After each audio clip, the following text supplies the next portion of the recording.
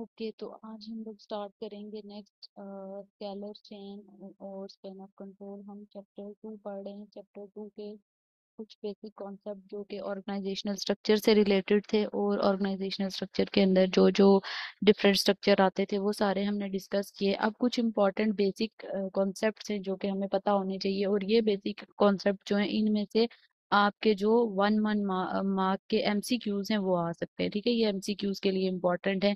जो एक एक नंबर का हो सकता है, या टू टू मार्क्स के जो होते हैं उनके लिए ये इम्पोर्टेंट टॉपिक्स हैं।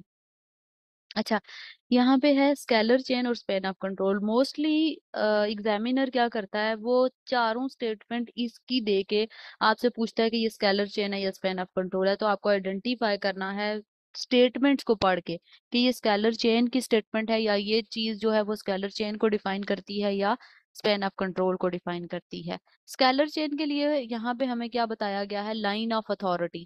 चेन है ना, चेन कैसे बनती है, जैसे यहाँ से ये हमारा बीओडीज है, बीओडी से जो मैनेजर्स हैं, मैनेजर से सॉरी मैनेजर से सुपरवाइजर्स हैं, सुपरवाइजर से वर्कर्स हैं, तो ये एक चेन बनती जाती है। ठीक है, ये एक चेन। तो स्केलर चेन का मतलब होता है line of authority from up to down. मतलब हम ये कह सकते हैं कि चेन ऑफ कमांड ला, इसको आप ये भी कह सकते हो स्केलर चेन को कि chain of command. Chain of command का मतलब ये होता है कि किसके हाथ में क्या अथॉरिटी है, कि कौन किसको इंस्ट्रक्शन दे सकता है। ठीक है, स्केलर चेन का मतलब ये है कि कौन सा बंदा किसको इंस्ट्रक्ट कर सकता है। जैसे बीओडीज के पास अथॉरिटी है, वो मैनेजर को इंस्ट्रक्शन देंगे, मैनेजर आगे सुपरवाइजर्स को देंगे, सुपरवाइजर आगे वर्कर्स को देंगे, और वर्कर्स काम करेंगे। तो स्केलर चेन का मतलब होता है कि अप और डाउन द चेन कमांड की किसके पास मोस्ट सीनियर लेवल के स्टाफ से मोस्ट जूनियर तक, ये मोस्ट सीनियर है और ये वर्कर मोस्ट जूनियर है। इधर से लेके इधर तक चेन में किसके पास क्या अथॉरिटी है कि कौन किसको क्या काम दे सकता है, कौन किसको क्या काम नहीं दे सकता। तो ये पूरा का पूरा एक जो अथॉरिटी का, यानी कि जिसके पास पावर है कि वो इसको आगे आगे अपना काम, यानी कि आगे आगे पॉलिसीज वगैरह, रूल्स रेगुलेशन वगैरह कम्युनिकेट कर सकता है, वो होता है स्केलर चेन। आगे है Spain of control. Spain of control क्या चीज होती है, स्पेन ऑफ कंट्रोल का मतलब ये होता है कि कंट्रोल, स्पेन कंट्रोल का मतलब ये होता है कि आप कितने, लाइक आपके अंडर कितने लोग काम कर रहे हैं और आप उनको कैसे कंट्रोल कर रहे हो। कंट्रोल मतलब आपके अंडर है वो। ठीक है,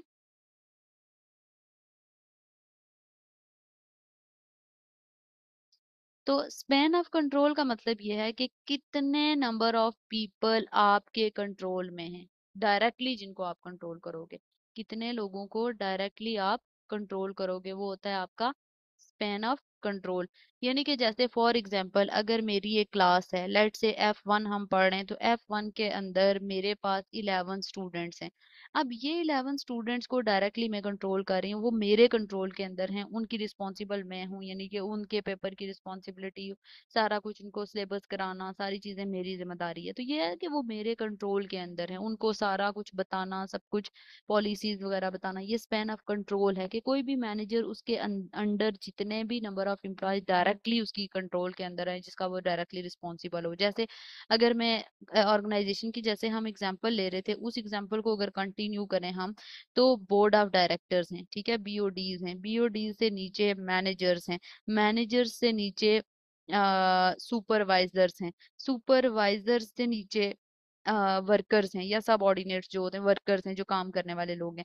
अब स्पेन ऑफ कंट्रोल का मतलब ये है कि ये बीओडी डायरेक्टली इनको देख रहे हैं, मैनेजर डायरेक्टली इनको कंट्रोल कर रहे हैं। एक सेल्स का मैनेजर है, वो अगर सेल्स के बंदू को देख रहा है, तो इसका मतलब डायरेक्टली 7 लोगों को वो देख रहा है, तो उसका control, Spain of control calculate करेंगे तो 7 होगा, अगर उसके अंडर 7 पीपल हैं। अगर मैं जैसे कि बता रही हूँ कि मेरी क्लास है F1 की, तो F1 के मेरे पास 11 स्टूडेंट्स हैं, तो 11, इसका मतलब है मेरा स्पेन ऑफ कंट्रोल होगा। अच्छा, बहुत सारे फैक्टर्स होते हैं जो स्पेन ऑफ कंट्रोल को इन्फ्लुएंस करते हैं। इन्फ्लुएंस का मतलब यह है कि जिससे स्पेन ऑफ कंट्रोल की या तो बहुत ज्यादा जरूरत होती है या बहुत कम होती है। मतलब ये कि कंट्रोल करने की कभी कभी जरूरत ज्यादा पड़ती है, कभी कभी कम पड़ती है, उसके लिए कुछ फैक्टर्स हैं, वो फैक्टर्स हमें देखने पड़ेंगे। Nature of the work, nature of the work किस तरह की है। कभी कभी ऐसा होता है कि हर रोज रिपीटिटिव टास्क होते हैं। रिपीटिटिव टास्क का मतलब ये है कि सेम वर्क है, डेली वही काम करना है। अगर डेली वही काम करना है ना, तो उसके लिए आपको ज्यादा कंट्रोल करने की जरूरत नहीं है। उसके लिए आप मतलब, अगर मैं, मुझे पता है कि मैं फॉर एग्जांपल, अगर मुझे 7 ईयर्स हो गए हैं कि मैं 7 ईयर से अगर F1 पढ़ा रही हूँ, तो हो सकता है जब मेरा फर्स्ट ईयर था या मेरा फर्स्ट जो बैच था, उस बैच के अंदर अगर मेरे, हो सकता है कि लेट्स से 10 स्टूडेंट भी थे, तो 10 स्टूडेंट्स को कंट्रोल करना मेरे लिए मुश्किल था, क्योंकि टास्क रिपीटिटिव नहीं था, अभी मुझे सही चीजें समझ नहीं थी, टीचिंग का एक्सपीरियंस नहीं था या जैसे भी। लेकिन जब आहिस्ता आहिस्ता एक्सपीरियंस हो जाता है इंसान के अंदर, तो रिपीटिटिव टास्क होता है, बार बार आपको पता है वही बुक पढ़ानी है, वही चीजें लेके चलनी है, आपको पता है पेपर किस तरह आता है, हर चीज पता है। तो फिर चाहे आपके पास एक ही क्लास में 100 स्टूडेंट भी हों, आप कंट्रोल कर सकते हो। इसका मतलब ये हुआ कि अगर रिपीटिटिव टास्क है, सिंपल वर्क है, आपको नॉलेज है, उसका पता है कि इजीली हो जाता है, तो वाइडर स्पेन ऑफ कंट्रोल होता है। वाइडर का मतलब ये होता है, स्पेन ऑफ कंट्रोल की दो टाइप्स होती हैं, एक होता है नैरो स्पेन ऑफ कंट्रोल, एक होता है wider span of control. Narrow का मतलब यह है कि less number of people, less number of people under a managers control, के कम नंबर ऑफ पीपल होंगे तो नैरो कंट्रोल होगा। वाइडर का मतलब ये है कि मोर नंबर ऑफ पीपल, या हम कह सकते हैं ह्यूज नंबर ऑफ पीपल, ज्यादा नंबर ऑफ पीपल किसी मैनेजर के अंडर कंट्रोल में आते हैं, तो वो वाइडर कंट्रोल होता है। जैसे एक ही बंदा डायरेक्टली 1000 लोगों को डायरेक्टली मॉनिटर कर रहा है, तो इसका मतलब उसका वाइडर कंट्रोल है, वो बहुत सारे लोगों को एक टाइम में देख सकता है। तो अगर वर्क ऐसा है, इजी है, सिंपल है, तो well and good. Types of personnel भी होती है। टाइप्स ऑफ पर्सनेल का मतलब यह है कि आपके एम्प्लॉयज किस नेचर के हैं। आगे चल के हम एक चैप्टर के अंदर पढ़ेंगे थ्योरी एक्स एंड वाई, ठीक है। Theory X and Y. Theory X and Y का मतलब यह है कि ये थेरी हमें बताती है टाइप ऑफ एम्प्लॉयज की।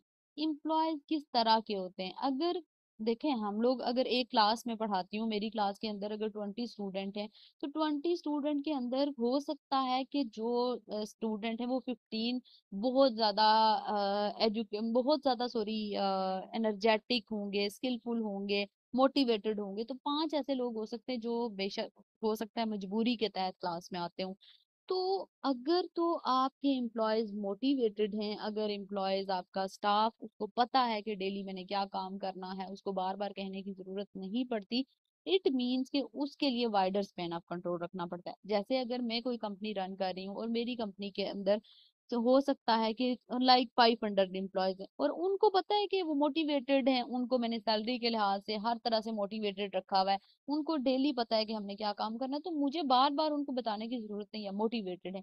तो थेरी एक्स के लोग जो होते हैं वो बेसिकली वर्क को डिसलाइक करते हैं, उनको बार बार मॉनिटरिंग की जरूरत होती है, बार बार कहना पड़ता है ये काम आपने करना है, ये काम आपने करना है।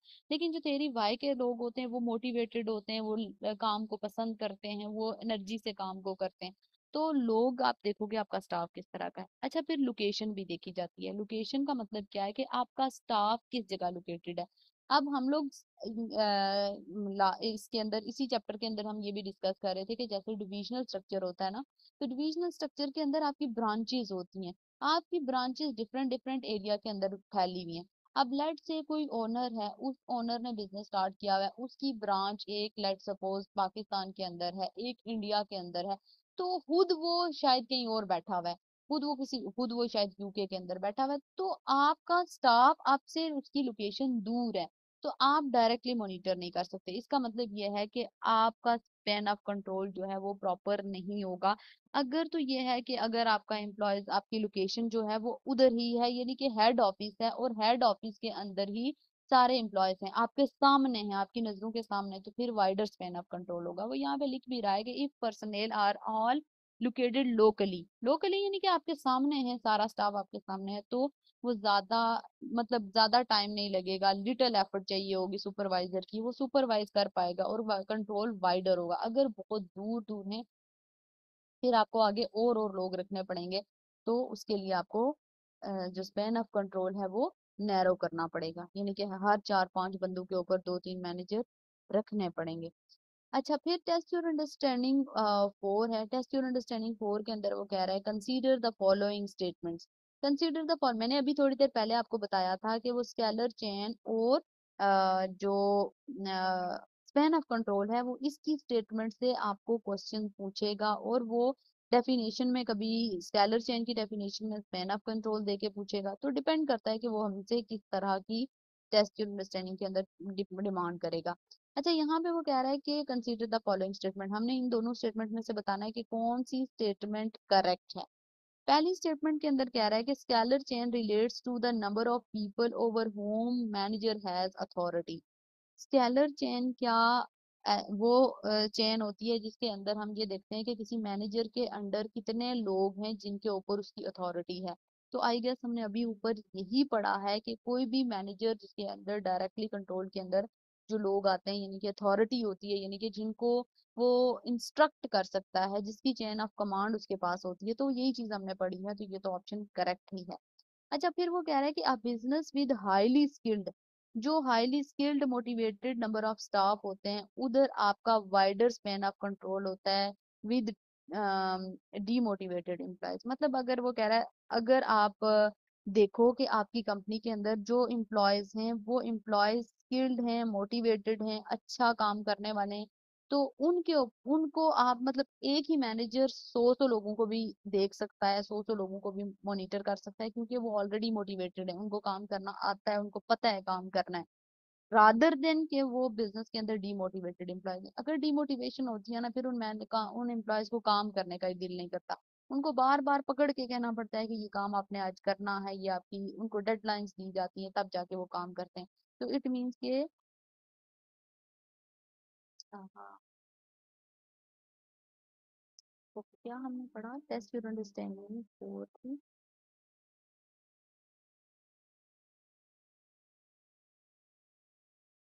तो consider the following statement, scalar chain a number of people over home a manager has authority, के मैनेजर के पास अथॉरिटी होती है। आई थिंक तो स्केलर चेन ये तो स्पैन ऑफ कंट्रोल होता है। यस यस, मैंने उल्टा बोल दिया, सॉरी, उल्टा बोल दिया मैंने। स्पैन ऑफ कंट्रोल के अंदर ही हमने पढ़ा है, ठीक है, और उसने ये स्केलर चेंज की। अभी मैं पहले खुद बता रही हूँ कि वो डेफिनेशन ऑपोजिट देगा, और खुद मैं उल्टा पढ़ रही हूँ। यहाँ पे मैं अपने माइंड के अंदर स्पैन ऑफ कंट्रोल को समझ रही थी, ये वर्ड मैंने सही से देखा नहीं है। स्केलर चेन नहीं, बल्कि यहाँ पे होना चाहिए span of control, span of control होना चाहिए। तो अगर ये लिखा हुआ होता स्पैन ऑफ कंट्रोल तो बिल्कुल ठीक था, मैंने ये चीज स्केलर चेन बल्कि मैंने अपने माइंड में स्पैन ऑफ कंट्रोल देखा है। अच्छा, दूसरी चीज वो कह रहा है with highly skilled motivated number of employees will have tend to a wider span of control than a business with a demotivated employees. मतलब जिस बिजनेस के अंदर highly skilled motivated number of staff होगा उसको वाइडर स्पैन ऑफ कंट्रोल होगा than a business with demotivated employees. जो demotivated होते हैं उसके अंदर तो नैरो ही होता है, ठीक है।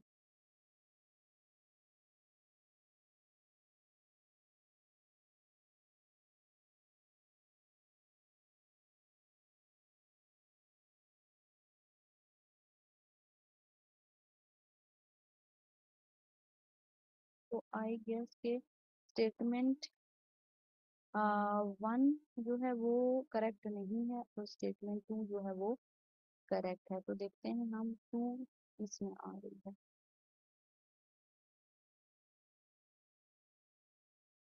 तो बी का ऑप्शन बनता है। अच्छा, आगे हमारे पास आ रहा है टॉल और फ्लैट ऑर्गेनाइजेशन।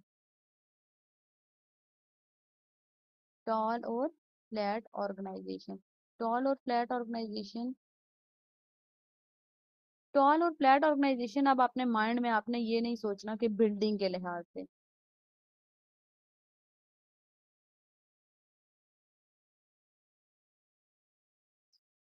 बिल्डिंग के लिहाज से टॉल और फ्लैट नहीं सोचना। आपने क्या सोचना है कि टॉल और फ्लैट का मतलब ये है, टॉल नॉर्मली तो हमें पता है कि टॉल और फ्लैट का मतलब क्या होता है। टॉल का मतलब होता है बड़ा और फ्लैट का मतलब होता है छोटा, हम वही कॉन्सेप्ट लेंगे, कि वही कॉन्सेप्ट लेंगे। मतलब लेंगे कैसे कि टॉल का मतलब ये होगा जिसके अंदर बहुत ज्यादा हायरार्किकल लेवल्स होंगे, ठीक है, लेवल ऑफ जो हायरार्की है वो बहुत ज्यादा होगी। लेवल ऑफ हायरार्की का मतलब क्या होता है कि बहुत ज्यादा आपके जो डिपार्टमेंट्स हैं, लाइक जो लेवल्स हैं, यानी कि जहाँ पे मैनेजमेंट के बहुत ज्यादा लेवल्स होंगे, उसको हम टॉल ऑर्गेनाइजेशन कहेंगे। जैसे हमें उसने डायग्राम में ये चीज क्लियरली बताई भी है। टॉल के अंदर, टॉल ऑर्गेनाइजेशन बड़ी ऑर्गेनाइजेशन है, किस तरह से many level of hierarchy, hierarchy कहते हैं लेवल्स को, यानी कि बहुत ज्यादा मैनेजमेंट के लेवल है। जैसे अभी हम एग्जांपल थोड़ी देर पहले ले रहे थे कि बीओडीज होते हैं, फिर अच्छा मैनेजर्स होते हैं, फिर सॉरी सुपरवाइजर्स होते हैं, फिर वर्कर्स होते हैं, सारे। तो ये ज्यादा से ज्यादा लेयर्स होती हैं, तो इसका मतलब ये है कि वो टॉल ऑर्गेनाइजेशन होती है, बड़ी ऑर्गेनाइजेशन होती है, और उसका स्केलर चेन जो होता है वो बहुत बड़ा होता है। यानी कि स्केलर चेन, उसकी जो लाइन ऑफ अथॉरिटी है ना, लाइन ऑफ अथॉरिटी मतलब जिसके अंदर आप इंस्ट्रक्शन देते हो, वो बहुत ज्यादा बड़ी हो जाती है। यानी कि बोर्ड ऑफ डायरेक्टर्स हैं, मैनेजर्स हैं, अच्छा मैनेजर्स भी डिफरेंट डिफरेंट लेवल के होंगे, स्ट्रेटेजिक, टैक्टिकल, ऑपरेशनल, फिर आगे डिपार्टमेंट, सेल्स, मार्केटिंग, डिफरेंट तरह के, फिर वर्कर्स, और पूरा का पूरा बहुत ज्यादा बड़े लेवल होंगे। इसके अंदर ये सवाल इस तरह के पेपर के अंदर आते हैं। टॉल ऑर्गेनाइजेशन के अंदर लॉन्ग स्केलर चेन होती है, क्योंकि चेन ऑफ अथॉरिटी बहुत सारे मतलब बहुत लंबी लंबी जाती है, चेन बड़ी बनती है, लेकिन नैरो स्पेन ऑफ कंट्रोल होता है। अब एज अ स्टूडेंट क्वेश्चन आना चाहिए कि नैरो स्पेन ऑफ कंट्रोल कैसे होगा। तो नैरो स्पेन ऑफ कंट्रोल कैसे होगा, देखो, अगर एक मैनेजर यहाँ पे है तो वो इनको कंट्रोल कर रहा होगा, फिर अगला मैनेजर इनको कंट्रोल कर रहा होगा। जितनी जितने लेवल ऑफ लेयर बनेंगी, हर नई लेवल पे, हर नई लेयर के ऊपर डिफरेंट मैनेजर्स होंगे। तो जितने ज्यादा मैनेजर होंगे उतना कंट्रोल टाइट होगा, उतना ही कंट्रोल टाइट होगा। तो टॉल ऑर्गेनाइजेशन के अंदर क्योंकि लेवल ऑफ मैनेजमेंट ज्यादा होते हैं, इसलिए वहां पे कंट्रोल भी टाइट होता है। Flat organisation, few levels of management, मतलब छोटा scalar chain but wider span of control, opposite होता है दोनों का। ये चीज कॉन्सेप्ट याद रखने हैं। यहाँ पे उसने एग्जांपल दी है कि जो फ्लैट ऑर्गेनाइज, अब यहाँ पे इसको और इसको हमने कंपेयर करना है। इसके अंदर अगर आप देखो तो लेवल्स बहुत ज्यादा नजर आ रहे हैं मैनेजमेंट के, इधर क्या है, सीधा सीधा एक या दो ही लेवल बने हुए हैं, फ्यू लेवल, क्यों लेयर्स बनी हुई हैं। इसके अंदर आपका वाइडर उसने क्यों कहा है स्पैन ऑफ कंट्रोल है, क्योंकि अगर आप देखो एक मैनेजर है तो वो ये सारे लोगों को डील कर रहा है। यहाँ पे एक मैनेजर सिर्फ दो लोगों को डील कर रहा था, फिर इधर के लिए सेपरेट मैनेजर था, इधर के लिए सेपरेट। इधर क्या है, एक ही मैनेजर इन सब को डील कर रहा है, इन सब डिपार्टमेंट को मॉनिटर कर रहा है। तो एक मैनेजर के अंडर अगर ज्यादा नंबर ऑफ पीपल आते हैं तो वाइडर स्पैन ऑफ कंट्रोल होता है। और स्केलर चेन छोटी होती है इसके अंदर, क्योंकि लाइन ऑफ अथॉरिटी या जो कमांड ऑफ अथॉरिटी है, इंस्ट्रक्शन देने वाली, वो कम ही लोगों के पास है। तो इस तरह से हम इसको देखेंगे कि टॉल के अंदर क्या होगा और फ्लैट के अंदर क्या होगा। तो ये कॉन्सेप्ट याद रखने हैं। इसके अंदर लॉन्ग स्केलर चेन होगी। लॉन्ग स्केलर चेन का मतलब यह है कि जो काम करने के लिए, ऑर्डर्स करने की पावर होगी, वो बहुत से लोगों के पास होगी, मतलब बहुत सारे, हर मैनेजर डिफरेंट डिफरेंट लेवल पे होगा।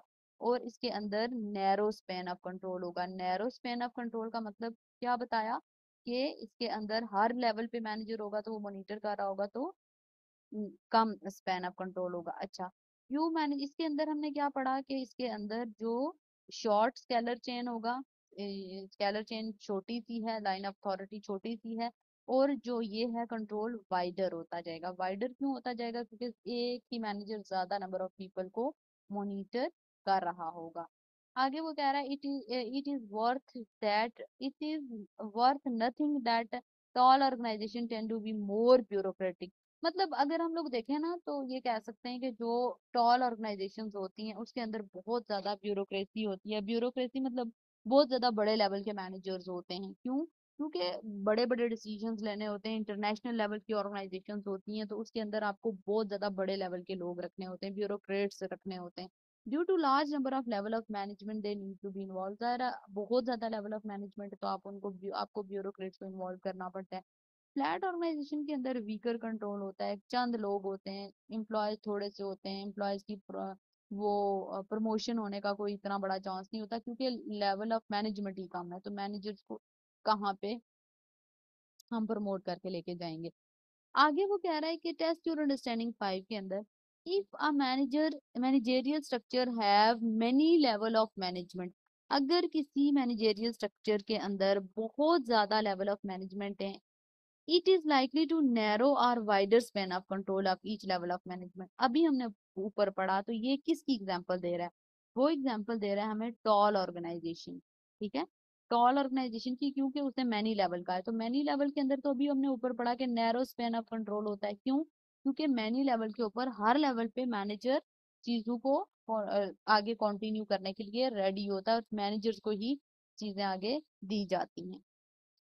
आगे है ऑफ शोरिंग और शेयर्ड सर्विसेज। ऑफ शोरिंग का मतलब क्या होगा? ऑफ शोरिंग और आउटसोर्सिंग, मैंने आपको इसी लेक्चर के जो पिछला लेक्चर है, पिछला पार्ट है, उसके अंदर बताया था आउटसोर्सिंग के बारे में, हल्का सा मैंने टच किया था। हम आगे इसको पूरा चैप्टर इसके ऊपर पढ़ेंगे तो हमें ज्यादा आइडिया क्लियर होगा। आउटसोर्सिंग का मतलब ये होता है, मैंने आपको बताया था कि आप अपनी कुछ एक्टिविटीज किसी थर्ड पार्टी, किसी तीसरे बंदे से करवा लेते हो, that is outsourcing. Of shoring भी बिल्कुल आउटसोर्सिंग की तरह है, आप इसमें भी थर्ड पार्टी से ही काम कराते हो, लेकिन इन दोनों में फर्क क्या होता है? Of shoring versus outsourcing. Outsourcing का मतलब ये होता है वो विद इन कंट्री होती है, with in country. With in country का क्या मतलब हुआ? या हम कह सकते हैं ये डोमेस्टिक लेवल की होती है, लोकल होती है। क्या मतलब हुआ?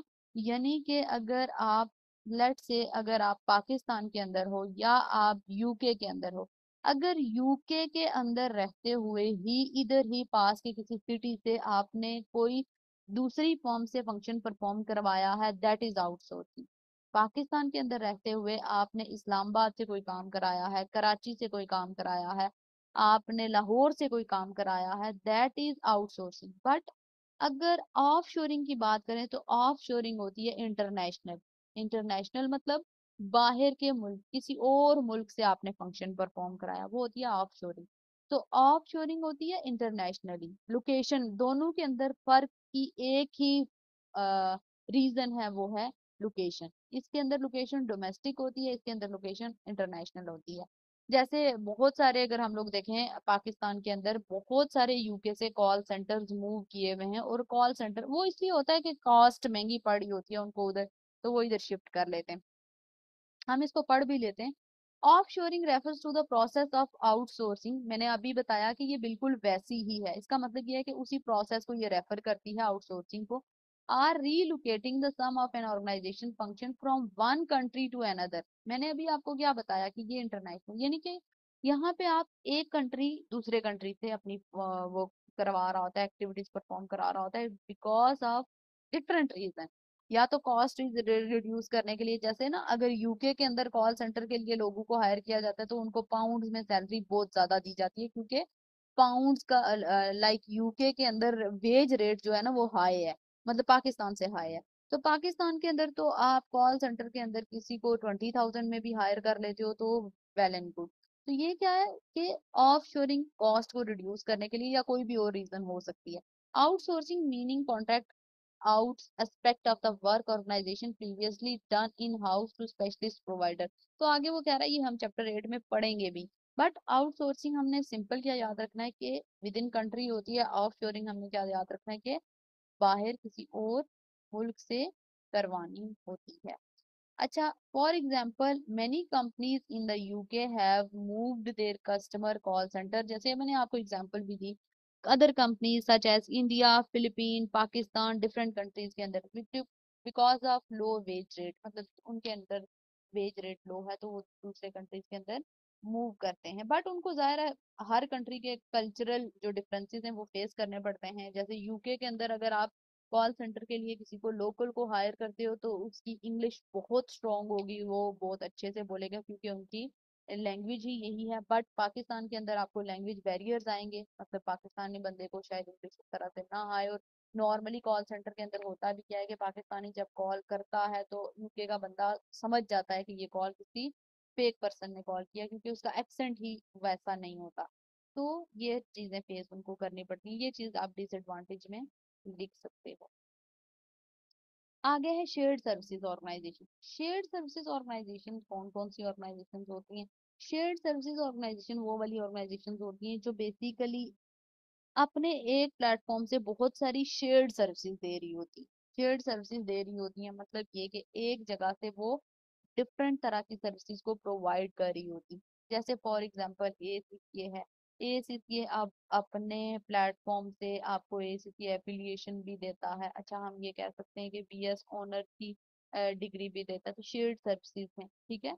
मतलब हम ये कह सकते हैं डिफरेंट ऑर्गेनाइजेशन जो प्रोवाइड करती हैं कुछ सर्विसेज जो कि शेयर्ड की फॉर्म में, मतलब डिफरेंट आपके जो फंक्शंस या डिफरेंट सर्विसेज, सेंटर पॉइंट एक ही होता है, ठीक है। सेंट्रलाइज्ड सर्विसेज, एक जगह से आपकी बहुत सारी सर्विसेज आपको मिल रही होती हैं।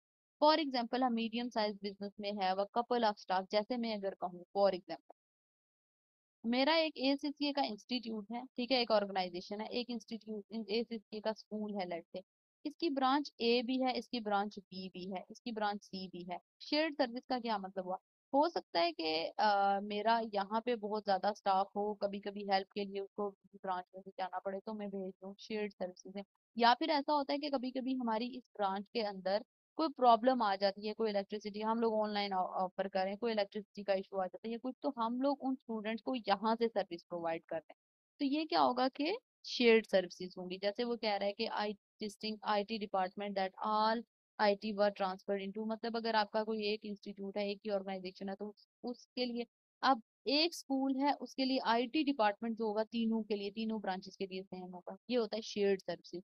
मतलब एक ही हमने डिपार्टमेंट रखा, एक ही सॉरी वो रखा हुआ है स्पेशलिस्ट जो कि तीनों को सेम सर्विसेज प्रोवाइड करेगा। इससे होता क्या है, डिफरेंट एडवांटेजेस मिलते हैं, बहुत सारे बेनिफिट्स मिलते हैं कि क्वालिटी इंप्रूव होती है सर्विस की। उसकी रीजन ये है कि ए ब्रांच में भी सेम बंदा आईटी की सर्विसेज कर रहा है, तो सेम जैसी क्वालिटी बी में प्रोवाइड की जा रही है वैसी ही ए में भी आईटी की क्वालिटी प्रोवाइड की जा रही होगी, वैसी ही सी में भी। तो शेयर्ड है ना, तो शेयर्ड में बेनिफिट सिमिलर तरह के जाएंगे, कंसिस्टेंसी होगी सर्विस की। उसकी वजह यह है कि एक ही पर्सन या एक ही फर्म, हमें एक ही कंपनी से हमने ये कांटेक्ट किया हुआ है, तो इम्प्रूव क्वालिटी इंप्रूव होगी, कंसिस्टेंसी होगी, इनके साथ ही हमारा कांटेक्ट शुरू से चल रहा है, तो तीनों के अंदर सिमिलर फंक्शन देंगे। कॉस्ट सेव होगी, ताकि cost saving through greater efficiency and reduce duplication of the role. Duplication नहीं होगी, मतलब कोई और फर्म से कांटेक्ट नहीं करना पड़ेगा। एक ही काम है तो एक ही फर्म से हमने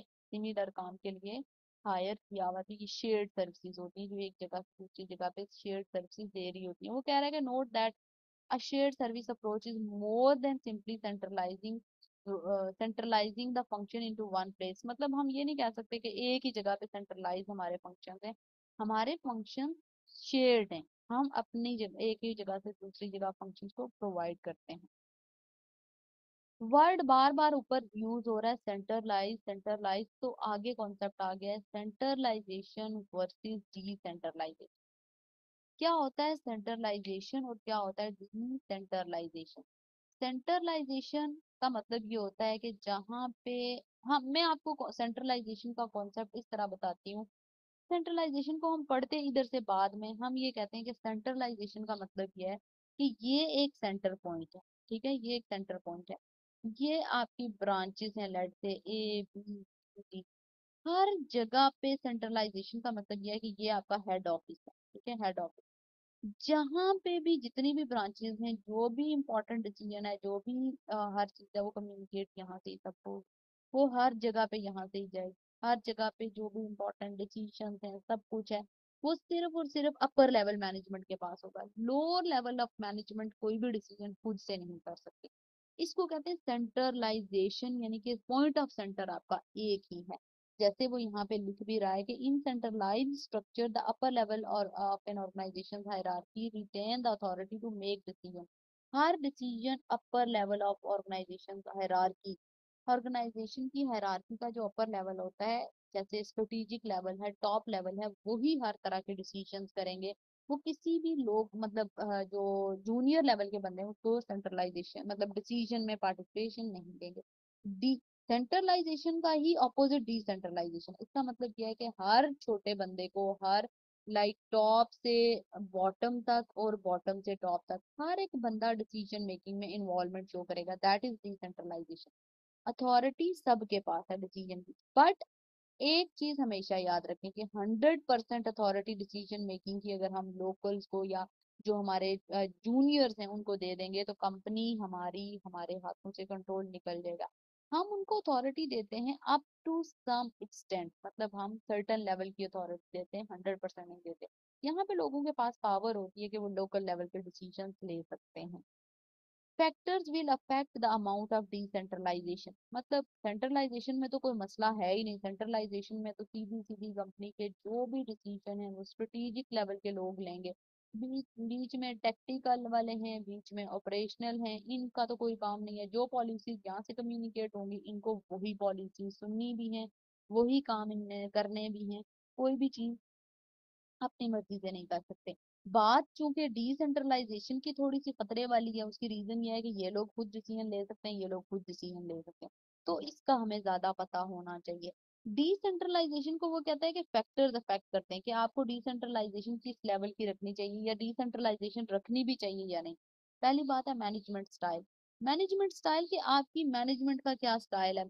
मैनेजमेंट आपके कहे बगैर खुद काम कर लेती है, अच्छे डिसीजन लेती है, कंपनी के लिए बेटर डिसीजन लेती है, पॉजिटिव डिसीजन लेती है जिससे कंपनी को फायदा हो, तो फिर डिसेंट्रलाइजेशन करके रखो, नो इशू। अगर मैनेजमेंट का स्टाइल ऐसा है कि वो वर्क को सीरियस नहीं लेती, मैनेजमेंट अगर फॉर एग्जांपल अपने बेनिफिट के लिए काम करे, तो फिर सेंट्रलाइज्ड रहो, फिर आपको हर डिसीजन खुद लेना चाहिए। Ability of management and employ, आपके एम्प्लॉयज या मैनेजमेंट कितने स्किल्ड हैं, यानी कि उनके अंदर डिसीजन मेकिंग की पावर, उनके अंदर डिसीजन मेकिंग का सेंस है या नहीं, या वो कोई ऐसा डिसीजन कर देंगे जिससे कंपनी का लॉस हो सकता है। अगर तो उनकी एबिलिटी स्ट्रांग है, अगर आपको लगता है कि वो अच्छे डिसीजन ले सकते हैं, वो पढ़े लिखे हैं, स्किल्ड हैं, फिर तो आप दे सकते हो उनको power. Geographic spread, geographic spread का मतलब यह है कि आपकी ऑर्गेनाइजेशन कितनी जियोग्राफिकली स्प्रेड है, मतलब उसकी ब्रांचेस दूर दूर हैं बहुत ज्यादा या क्लोज क्लोज हैं। जाहिर है अगर आपकी SBUs हैं, जैसे स्ट्रेटेजिक बिजनेस यूनिट्स होते हैं, बड़ी बड़ी ऑर्गेनाइजेशंस होती हैं, UK के अंदर एक ब्रांच है, एक US के अंदर ब्रांच है, एक इंडिया के अंदर ब्रांच है, एक पाकिस्तान के अंदर ब्रांच है, तो वहां पे आप सेंट्रलाइज्ड नहीं रह सकते। उसकी रीजन ये है कि इधर का लोकल कल्चर यहाँ पे बैठे हुए आपको नहीं पता होगा, इधर का लोकल कल्चर, फिर आपको डिसीजन मेकिंग की पावर देनी पड़ती है टू लोकल्स या local managers. Size of organisation भी आप देखोगे, स्केल ऑफ एक्टिविटीज, बहुत बड़ी ऑर्गेनाइजेशन है तो उसके अंदर 100% अथॉरिटी नहीं देनी, क्योंकि चांसेस ऑफ फ्रॉड हो सकते हैं। अथॉरिटी दो बट इतने लेवल की जितनी कि उनको बस सिर्फ असाइन की जाएगी, पावर आपके पास इतनी है, इससे ज्यादा पावर आपको डिसीजन मेकिंग की नहीं है। एडवांटेजेस डिसएडवांटेजेस भी हैं। सीनियर मैनेजमेंट जो है वो, क्योंकि डी ये किसके एडवांटेजेस डिसएडवांटेजेस हैं, डिसेंट्रलाइजेशन। डिसेंट्रलाइजेशन का मतलब ये है हम एक ही जगह सेंटर पे डिसीजन नहीं कर रहे, हम अपने एम्प्लॉयज को इन्हांस कर रहे हैं, हम अपने एम्प्लॉयज के स्किल्स को इन्हांस कर रहे हैं, उनको इम्पावर्ड कर रहे हैं कि वो खुद डिसीजन ले सकें। इसका मतलब यह है कि सीनियर मैनेजमेंट कंसंट्रेट कर पाएगी कि वो बड़े लेवल के मंसूबों पे काम करे, बड़े लेवल की बातों पे सोचे, क्योंकि जूनियर लेवल के खुद डिसीजन लेके काम कर रहे हैं। Better to local decision due to local expertise, मैंने अभी बताया कि यूके के अंदर जो यूके का मैनेजर बैठा हुआ है उसको लोकल चीजों का पता है, तो वो ज्यादा बेटर डिसीजन ले सकता है, बजाय इसके कि मैं बिजनेस स्टार्ट कर रही हूँ UAE से और मैं यूके के अंदर कह रही हूँ कि ये नहीं नहीं ये डिसीजन होना चाहिए। ऑब्वियसली कोई बड़ा डिसीजन होगा तो वो तो मेरी मर्जी से होगा, बट उधर लोकली क्या चल रहा है वो मैं नहीं जान सकती अनटिल के मैं वहां पे खुद मौजूद नहीं हूँ। मोटिवेशन होती है, ट्रेनिंग होती है एम्प्लॉयज की, उनको ट्रेनिंग दी जाती है, उनके लिए मोटिवेशन है कि उनको डिसीजन मेकिंग की पावर दी जाती है, उनको ऐसा फील होता है स्टाफ को कि हमें कुछ समझा जा रहा है तभी हमें पावर दी जा रही है। क्विकर रिस्पॉन्स, रिस्पॉन्सिव फ्लेक्सिबिलिटी होती है, क्योंकि smaller chain of control command होता है। Smaller chain of control command ये है कि मतलब हर एक के पास थोड़ा थोड़ा कंट्रोल होता है, तो इसका मतलब यह है कि इंस्ट्रक्शन हर कोई दे सकता है थोड़ी थोड़ी, तो जैसे ही कोई चेंज आता है फ्लेक्सिबिलिटी उसके लिए होती है। Loss of control by senior management, disadvantage क्या है, जब आप अथॉरिटी दे देते हो ना डिसीजन करने की, तो सीनियर मैनेजमेंट का कंट्रोल हाथ से निकल जाता है। सम टाइम उस अथॉरिटी का लोग मिस यूज करना शुरू कर देते हैं, वो डिसीजन करते हैं जो सिर्फ उनके बेटरमेंट के लिए होते हैं, वो डिसीजन करना शुरू हो जाते हैं जो सेल्फ बेनिफिट के लिए होते हैं। Dysfunctional decision due to a lack of goal congress, मतलब गोल कांग्रेस टीम वर्क नहीं है, टीम वर्क नहीं रहा, हर डिपार्टमेंट हर ब्रांच अपने लिए काम कर रही है, तो कुछ ऐसे डिसीजंस होना शुरू हो जाएंगे जो कि बेसिकली फंक्शंस को सपोर्ट नहीं करेंगे, एक डिपार्टमेंट दूसरे डिपार्टमेंट को सपोर्ट नहीं कर रहा होगा। उसकी वजह यह है कि आपकी गोल कांग्रेस नहीं रही, आपका टीम वर्क नहीं रहा, आपकी एक ब्रांच दूसरी ब्रांच को डाउन करने की कोशिश कर रही होगी, compete करने की कोशिश कर रही होगी। पॉजिटिव कंपटीशन ठीक है, बट गलत कंपटीशन अच्छा नहीं है। पुअर डिसीजंस होंगे क्योंकि अगर इनएक्सपीरियंस मैनेजर, अगर आपने किसी यूके के अंदर मैनेजर को हायर किया जिसको आइडिया ही नहीं है, जिसको नॉलेज ही नहीं है, जिसका एक्सपीरियंस ही बहुत लेस है, और वो डिसीजन करता जा रहा है, तो कंपनी के लिए हो सकता है पुअर डिसीजन मेकिंग करे। गलत डिसीजन मेकिंग करेगा तो कंपनी की रेपो, कंपनी का लॉस होगा। ट्रेनिंग कॉस्ट आएगी, आपको पहले मैनेजर को प्रॉपर ट्रेन करना पड़ेगा, सिखाना पड़ेगा, हर चीज बतानी पड़ेगी, उसके बाद जाके मैनेजर ट्रेन होंगे, और कॉस्ट भी आएगी। Duplication of roles within the organisation, organisation के अंदर डुप्लीकेशन ऑफ रोल्स तो बहुत ज्यादा हो जाएगी, क्योंकि इधर की ब्रांच के अंदर मैनेजर वही काम कर रहे होंगे, इंडिया के मैनेजर ब्रांच के अंदर भी वही डिपार्टमेंट वही काम हो रहे होंगे, तो बहुत ज्यादा डुप्लीकेशन हो जाती है। एक्स्ट्रा कॉस्ट आती है इंफॉर्मेशन ऑब्टेन करने की, कि किस ब्रांच के अंदर क्या क्या हो रहा है, मार्केट के अंदर क्या क्या चल रहा है, किस ब्रांच के अंदर क्या हो रहा है, तो बहुत ज्यादा एक कॉस्ट भी आ रही होती है। आगे है टेस्ट योर अंडरस्टैंडिंग।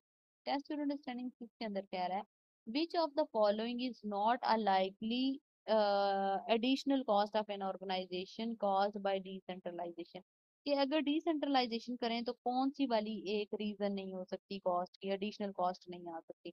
पहला वो कह रहा है एडिशनल ट्रेनिंग कॉस्ट, ये तो हमने अभी ऊपर पढ़ा कि ये तो होती ही होती है, डिसेंट्रलाइजेशन होती है तो ट्रेनिंग कॉस्ट तो एडिशनल आएगी आएगी। Duplication of role leading higher personnel cost, ये भी हमने ऊपर पढ़ा कि उसने पूछा है नॉट कौन सी नहीं होगी, ये तो हमने पढ़ा है हायर जो डुप्लीकेशन ऑफ रोल होगा और पर्सनल की कॉस्ट आएगी। Extra cost of gathering information, ये भी हमने पढ़ा कि इंफॉर्मेशन गैदर करने की कॉस्ट होगी। Lost sales due to lack knowledge and expertise, sales का लॉस्ट होना कहीं पे भी ऊपर हमने नहीं पढ़ा कि डिसेंट्रलाइजेशन की वजह से सेल्स का लॉस हो सकता है, ये हमने नहीं पढ़ा, तो नॉट डेल्टा होगा। आगे वो कह रहा है how does the ability of employ affect the decentralisation, मतलब वो अफेक्ट करती है या नहीं। अगर एम्प्लॉय अनएजुकेटेड है, अनस्किलफुल है, तो जाहिर है उसकी एबिलिटी इफेक्ट करेगी ही करेगी, जाहिर है फिर वो कंपनी के लिए बेटर डिसीजन नहीं ले सके।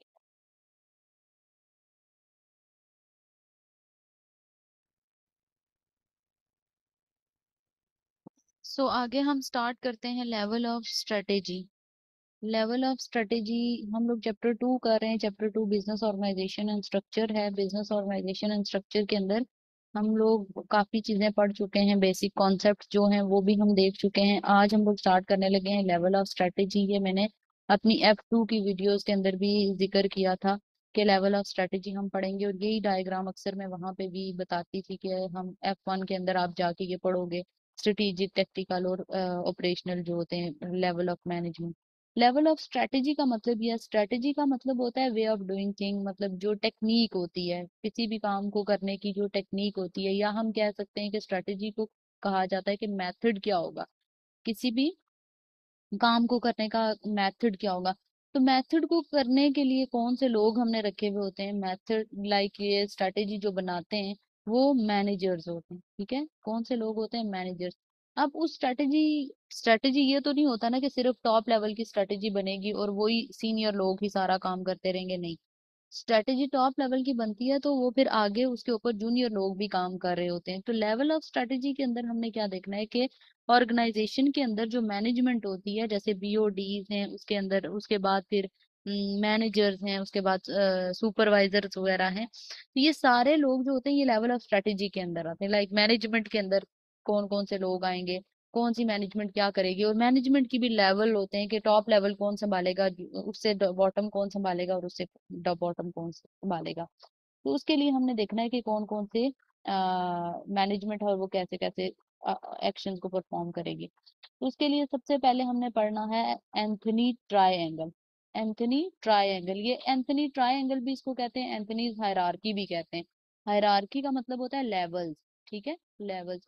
तो एंथनी की ट्रायंगल, ये जो शेप बनी हुई है ये ट्रायंगल की शेप है, इसके अंदर वो बताता है कि 3 लेवल ऑफ मैनेजमेंट है। प्लानिंग जो होती है वो 3 लेवल के ऊपर होती है। एक स्ट्रेटेजिक होते हैं जो कि बेसिकली टॉप लेवल की प्लानिंग करते हैं, जो कि लॉन्ग टर्म की स्ट्रेटेजीज को देखते हैं, लॉन्ग टर्म की स्ट्रेटेजीज को देखते हैं, यानी कि फ्यूचर के लिए कंपनी के लिए क्या क्या होगा लॉन्ग टर्म की। लेकिन वो टॉप मैनेजर्स देख रहे होते हैं, जो सीनियर लेवल के एग्जेक्टिव्स वगैरह होते हैं। उसके बाद टेक्टिकल है। टेक्टिकल की प्लानिंग जो होती है वो मीडियम टर्म की प्लानिंग होती है। मीडियम टर्म की बेसिकली इनकी जो पॉलिसीज होती हैं उनको ही आगे इम्प्लीमेंटेशन लेके आना होता है, फर्दर थोड़े से प्लान्स बना के। तो ये मीडियम टर्म की प्लानिंग करते हैं, मीडियम टर्म की प्लानिंग। बट ये इन इनकी बिल्कुल समराइज सी होती है, मतलब सिर्फ ये सोचते हैं कि आज से 10 साल बाद हमारी कंपनी किधर होगी, ये उसके ऊपर थोड़ा सा डिटेल वर्क करते हैं मीडियम टर्म के। ऑपरेशनल वाले तो बहुत ज्यादा डिटेल करेंगे, लेकिन इनकी जो होगी वो मीडियम टर्म की प्लानिंग होगी, जो कि ये देखेंगे कि हमारे कंपनी अच्छा हम ये कह सकते हैं कि 6 to 24 मंथ के अंदर कहाँ पे होगी, उसके लिए क्या क्या पॉलिसीज हैं, क्या क्या काम हमने 6 to 24 मंथ के अंदर कंप्लीट करने हैं, ये सारा कुछ देखेगी टेक्निकल मैनेजमेंट। जो ऑपरेशनल मैनेजमेंट है, ऑपरेशन का मतलब होता है एक्टिविटीज को, इसको मिडिल मैनेजमेंट भी कहा जाता है टेक्निकल मैनेजमेंट को। ऑपरेशनल जो होते हैं वो day to day activities, operation यानी कि एक्टिविटीज परफॉर्म करना। ये लोग क्या करते हैं, ये डे टू डे एक्टिविटीज को परफॉर्म करने में बताते हैं कि कैसे परफॉर्म होंगे, उनके ऊपर नजर रखते हैं। तो उसकी प्लानिंग कैसे होगी डे टू डे। और ये वाली प्लानिंग जो होती है इसको हम ये कह सकते हैं कि सबसे ज्यादा डिटेल्ड प्लानिंग होती है। डिटेल्ड मतलब सबसे ज्यादा इंफॉर्मेशन यहाँ पे होती है, इनको दी जाती है कि आज आपने ये टास्क करने हैं, ये ऐसे ऐसे करना है, क्योंकि एक्चुअली काम को परफॉर्म कौन कर रहा होता है, ऑपरेशनल मैनेजर वर्कर से परफॉर्म करा रहे होते हैं। तो ये डिफरेंट लेवल ऑफ मैनेजमेंट है जो कि हमने देखने हैं। यहाँ पे उसने नीचे थोड़ा सा इसको एक्सप्लेन भी किया हुआ है। स्ट्रेटेजिक प्लानिंग जो कि सीनियर मैनेजमेंट करती है, और लॉन्ग टर्म की प्लानिंग होती है इन पूरी ऑर्गेनाइजेशन के लिए, आज से 10 साल बाद 15 साल बाद पूरी ऑर्गेनाइजेशन कहाँ पे होगी, इस टाइप की प्लानिंग। टेक्निकल प्लानिंग जो कि मिडिल मैनेजमेंट करती है, और ये देखते हैं कि स्पेसिफिक डिविजन डिपार्टमेंट्स हमारे किस तरह काम करेंगे, 6 महीने के प्लान क्या है, 24 महीने के प्लान क्या है, 12 महीने के क्या है। तो इस तरह की प्लानिंग जो होती है ऑपरेशनल वाले सबसे जूनियर करते हैं, जो कि सुपरवाइजर्स वगैरह होते हैं। शॉर्ट टर्म की डिटेल मैंने बताया था ना ऊपर, डिटेल प्लानिंग ये करते हैं, क्योंकि एक्चुअली प्रैक्टिकल वर्क जो होता है वो इन्हीं के थ्रू हम इनडायरेक्टली परफॉर्म करा रहे होते हैं। आगे इलिस्ट्रेशन 2 दी गई है, स्ट्रेटेजिक टेक्निकल एंड ऑपरेशनल को इम्प्लीमेंट कैसे किया गया है। ठीक है, यानी कि वो ये बता रहा है कि स्ट्रेटेजिक वाले क्या है। लेट्स से आप अगर प्लान करते हो एक सुपर मार्केट के अंदर, तो उसके अंदर स्ट्रेटेजिक टेक्निकल और ऑपरेशनल क्या होगी। स्ट्रेटेजिक प्लानिंग क्या होगी कि आपने ये देखना है कि होल बिजनेस के लिए क्या क्या बेनिफिट्स होंगे, इसके अंदर कौन कौन सी लोकेशन के अंदर हमें और ओपन करने चाहिए अपने स्टोर्स, ये बड़े लेवल का प्लान है। इन्वेस्टर से कैश कैसे लेनी है, यानी कि कौन कौन से इन्वेस्टर्स को शेयर देने हैं, हमने ब्रांच कहाँ कहाँ ओपन करनी है। टेक्टिकल वाले क्या सोचेंगे कि यही जो प्लान है उनके लिए स्ट्रेटेजीज के पर्टिकुलर कौन कौन सी सुपरमार्केट्स हैं और कंपैटिटर्स हमारे कौन कौन से हैं, हमें क्या स्पेशल ऑफर करना चाहिए, क्या क्या हमारी एडवर्टीजमेंट के लिए होना चाहिए, हम किस तरह अच्छी एडवर्टीजमेंट करके कंपनी का प्रोडक्ट को अच्छा कर सकते हैं। ऑपरेशनल वाले डे टू डे, यानी कि वो ये देखेंगे कि शिफ्ट पैटर्न्स क्या क्या होंगे, डे की शिफ्ट, नाइट की शिफ्ट, छोटे मोटे लेवल के जो काम होंगे, न्यू एम्प्लॉयज को हायर करना, देखना न्यू एम्प्लॉयज कौन कौन से हैं। तो ऑपरेशनल लेवल पे ये लोग काम देखेंगे। अब यहाँ पे उसने ये चीज भी लिखी है, note that in order to be successful the level of managing strategy must support each other. अगर आप चाहते हो ना कि आपकी कंपनी सक्सेसफुल हो, यानी कि आपकी कंपनी बहुत बड़े लेवल पे जाए, तो आपकी ये जो ट्राई एंगल है जिसके इसके ऊपर जितने भी मैनेजर्स हैं, स्ट्रेटेजिक हैं, टेक्निकल हैं, ऑपरेशनल हैं, इन तीनों लेवल्स के ऊपर जितने भी लोग हैं उनको गोल कांग्रेस पे रहना चाहिए। गोल कांग्रेस मतलब एक ही कॉमन गोल पे रहना चाहिए, एक दूसरे को सपोर्ट करना चाहिए, तब जाके ये ऑर्गेनाइजेशन बहुत अच्छी सक्सेसफुल होगी। ऐसा नहीं होना चाहिए कि टेक्निकल वाले ऑपरेशनल को सपोर्ट नहीं कर रहे, ऑपरेशनल वाले वर्क से ही नहीं कर रहे, तो अदरवाइज आपका काम खराब होगा। फिर टेस्ट योर अंडरस्टैंडिंग 8 है। टेस्ट योर अंडरस्टैंडिंग 8 के अंदर क्या कहा गया है, a retail store selling electronics is currently deciding how many units. एक रिटेल स्टोर है जो कि इलेक्ट्रॉनिक सेल कर रहा है, वो अभी सोच रहे हैं कि कितने यूनिट्स होने चाहिए। It will need to order next month in order to meet customer demand. Customer demand को पूरा करने के लिए नेक्स्ट मंथ के लिए हमें कितने ऑर्डर करने हैं, कि तो ये स्ट्रेटेजी किस लेवल के ऊपर आएगी, आप इसको कौन से लेवल पे कहोगे। मैंने अभी थोड़ी देर पहले आपको बताया भी था कि जो स्ट्रेटेजिक होते हैं वो लॉन्ग टर्म की करेंगे, और मैंने लॉन्ग टर्म की बातों में बोला भी कि आज से 10 इयर्स बाद, आज से 15 इयर्स बाद हमारी कंपनी कहाँ पे होगी, ये स्ट्रेटेजिक वाले होते हैं। फिर मैंने टेक्निकल के साथ लिखा कि 6 मंथ से 24 मंथ तक की प्लानिंग, लाइक इस तरह की प्लानिंग ये लोग करेंगे।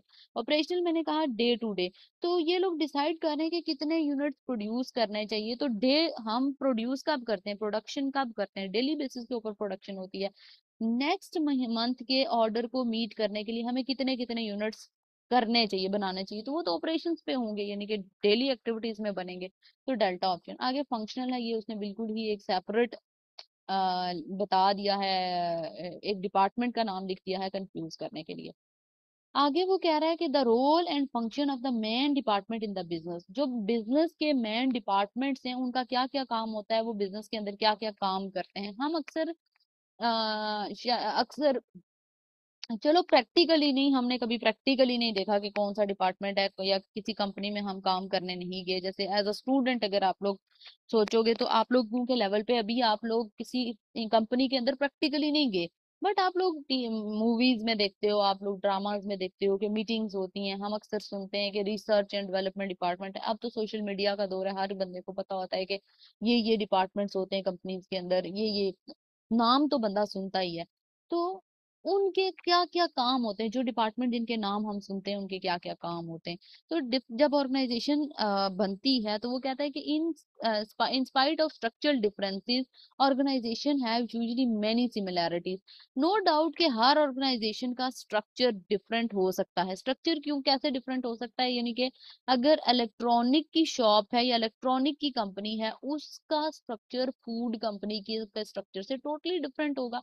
यानी कि आपस में काम करने का स्ट्रक्चर क्या होता है, वे ऑफ वर्किंग या वे ऑफ डूइंग थिंग्स, तो वो डिफरेंट होता है। बट डिपार्टमेंट उसके अंदर सिमिलर हो सकते हैं, उसके अंदर काम करने वाले लोग, यानी कि मतलब डिपार्टमेंट जो होते हैं वो, जाहिर है फूड कंपनी या बहुत बड़ी तो उसका भी फाइनेंस डिपार्टमेंट तो होगा, मार्केटिंग डिपार्टमेंट तो होगा, इलेक्ट्रॉनिक का भी मार्केटिंग डिपार्टमेंट तो होगा, सेल्स डिपार्टमेंट तो होगा। तो डिपार्टमेंट सेम होते हैं। वो कहते हैं of these many organisation operate similar basic departments each other, मतलब एक जैसे डिपार्टमेंट्स होते हैं।